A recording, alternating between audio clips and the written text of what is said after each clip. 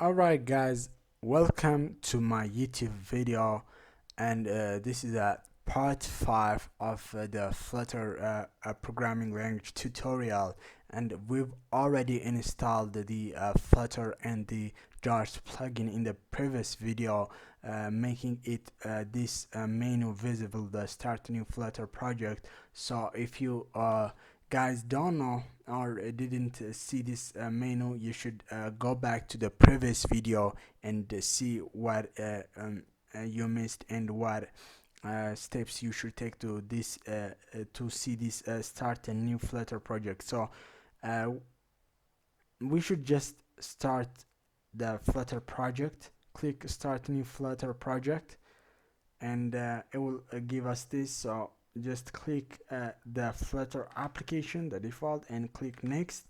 After that, this is the project name. You can name it whatever you want.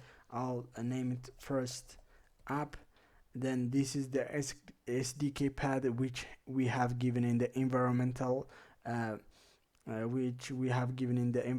path, so it will know automatically where the Flutter SDK is located, so we don't have to maneuver that with our own. So this is the location of the project. The location of the project that you are working with are going to be put. So this is completely your choice. You should just find a place where it's easy for you to find your projects, and then just click next. After that, just leave it as it is and just click finish. So it will take quite a few amount of time, especially if it's first. So we should just wait patiently for it until it finishes. Alright guys, it has already finished loading our project, and it successfully created our first Flutter project. So as you can see, what we're gonna do in this tutorial is just make the Android Studio friendly, and making it more compatible to us. So first what we're gonna do is just click the file menu and go to settings. After that, click the editor, then fonts. So we're gonna increase the font size to 18. You can make it bigger, but if it's more than this, it will just bug you. So I suggest it will be 18 is a good number. So the second one is go to appearance and behavior, then go to appearance. As you can see, our theme is light, and it's not like attractive, and it's begging for our eye, since our programmers and we spend so much time in the computer. It needs to be dark, so it will be like practical, and also it will look more like beautiful. So just click OK, then you should be able to see this. Now we can see the code more clearly, and we can read because of the orange and the other colors that have accompanied the code. So after doing this, what we're gonna do next is just setting up a virtual device. The virtual device is an emulator which we will use for testing our application before we release it. If it has a bug, or if while working on it, we should see how our application look like before it we publish it. So you can find this in two ways. The first one is go to tools, then select AVD manager, or you can go and uh, select this shortcut, then it will open the AVD manager. It will just wait a little bit. So I have three AVD managers. I don't need to create one, but for the sake of you, I'll create one. So follow along with me, and you just have to click create virtual device. After that, you'll choose a device, and I recommend you to um, choose Nexus device because it has a good performance and also a good screen and everything. Then after choosing your device, click next, and after this we're gonna select operating system on Android, and the recommended thing is to have the Android version of the latest. So mine is the latest, it's API 21. So if you don't see this API 21, just click download on it. Mine is already downloads, that's why you don't have a download link. So just click download on the highest API and it will automatically download it. It will take quite a few seconds, but don't worry, just wait for it. Alright, but I've already installed API 21, so I don't need to install it. So let's continue.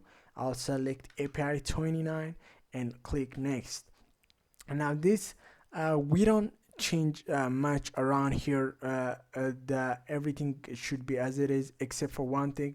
As you can see in emulator performance, you got graphics, then you got graphics selected in automatic.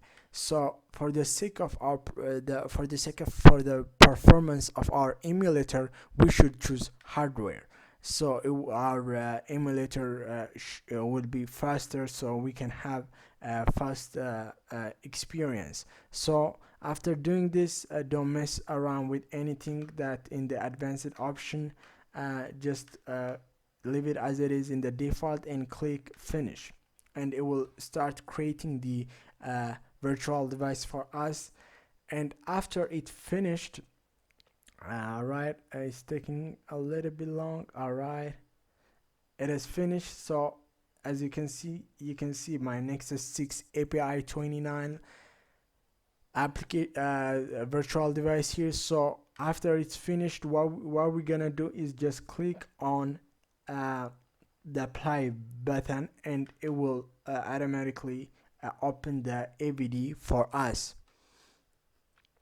But this will take quite amount of time, so don't think you are stuck. It's just that the virtual device needs time when it's starting for the first time. Mine is not starting for the first time. I just opened my previous virtual device. When it was booting for the first time, it take quite amount of time, so just wait patiently for it until it loads and you should be just fine. Alright guys, as you can see, our emulator is up and working fine, just fine. It works just fine. Now what we're about to do is just click the next step would be to test the application that the Flutter has automatically created for us. So in order to create that, the first thing you should do is just click this play button. After clicking that play button, the Android Studio will automatically run your application on the emulator, and you should see this process running Gradle task, assembling debug, and it will take, and this will take to a quite amount of time, but it will only take time, a longer time in the first time, so you should not worry about that. You just have to wait for it for the first time, and when we run it for the second time, it will be more smoother and faster. Plus I will introduce you to some features like how to reload and how to restart, which are very easy, and that will come in handy in our development process. So just wait for it until it's finished and it opens our application in our emulator. It will take time. Yeah, we just have to wait. Alright guys, as you can see, our it has finished running our application, and we can see the Flutter default application in our emulator, and it works perfectly fine. We don't have no errors, and this shows that our Android application our Android Studio is working, the emulator is working, and the Flutter SDK is working. So as long as it has worked for you up to this, you should not worry about anything. And for some of you who encounter some kind of problems, I suggest you go back and watch the previous videos and see what we do in those videos. And now this is a basic application that will increase the number in the screen when you click this add button. It doesn't really do that much, but don't worry about it. We will see everything from the code to everything how it does it. uh, Not to worry about. All we need to worry all we need to learn about that is just the creating the emulator and just making the Android Studio making the Android Studio environment compatible to us, and that we did, and everything is working fine. And starting from the next video, we'll be starting developing we'll be starting coding and developing in the Android Studio about Flutter. We've already finished in the installation and the setup of Flutter in our computer. So the next step will be to dive in the programming or coding part of the Flutter. So for all of that and more, I'll see you in the next video, and please subscribe and share my channel. And if you have any comments or any suggestion, please leave it down in the comment below, and I'll appreciate it, and it will be so helpful. So subscribe and share my channel and like my videos if you find it helpful, and stick with me for more videos, more important videos. We'll be getting into the code. For all of that and more, I see you in the next video. Thanks for watching my video. Have a nice day. I'll see you in the next video.